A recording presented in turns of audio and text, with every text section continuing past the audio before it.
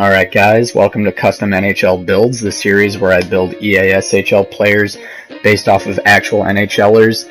This week we're going to do Erik Karlsson. He just signed a fat 8-year, $92 million contract with the Sharks. Right away, when you think puck-moving defenseman, Erik Karlsson, at least for me, is one of the first guys that comes to mind. And EA must agree, because at its base, the puck-moving defenseman build is exactly Karlsson's dimensions. 6 foot, 190 pounds. Right away, I gave him quick first step 2. Karlsson's ability to skate is definitely his best attribute.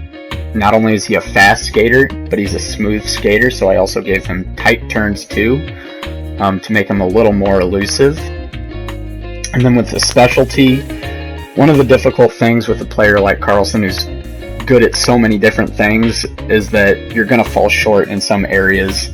You know, I could have given him drive to the net, hot saucer, could have given him booming slap shot, could have given him the defensive stick, stretch passes. There's a million different things I could have given him. In the end, I ended up going with loose puck dekes, since the puck moving build was only at 84 for deking, so I wanted to boost his hands a little bit, since Karlsson, as a blue liner, has some of the best hands in the league. And I think it's safe to say that that did the trick. As I went into EASHL, the dangles were definitely on display. He rarely fails any deke, and his combination of hands and his ability to skate really make him an additional threat in the offensive zone.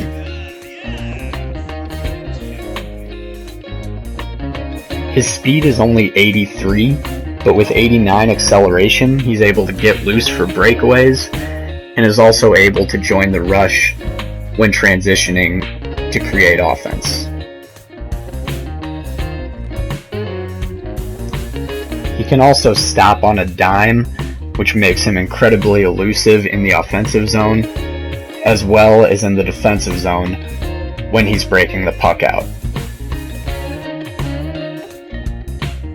Which brings me to how he plays in his own zone. I found that pucks definitely do get through him from time to time, more so than a two-way build or a defenseman build. But as long as you just play man-to-man and keep a tight gap on the guy that you're covering, you'll be able to play good defense with this build, and his skating ability allows you to do that. All of his skills in the defensive category are rated 80 or higher, with the exception of his body checking. So his stick checking and his shot blocking and his defensive awareness are all good and shouldn't hold you back. And while he's not particularly strong, his skating will allow you to stick with the play and keep fighting for the puck.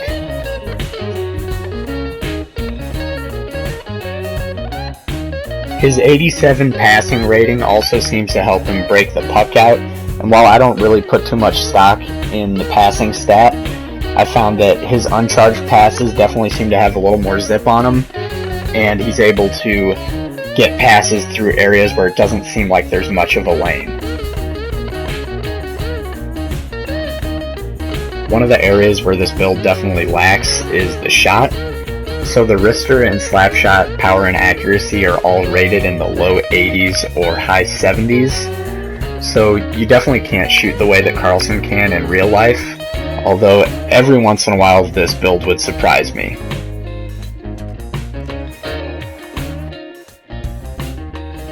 That being said, this build is much better suited to be a setup man.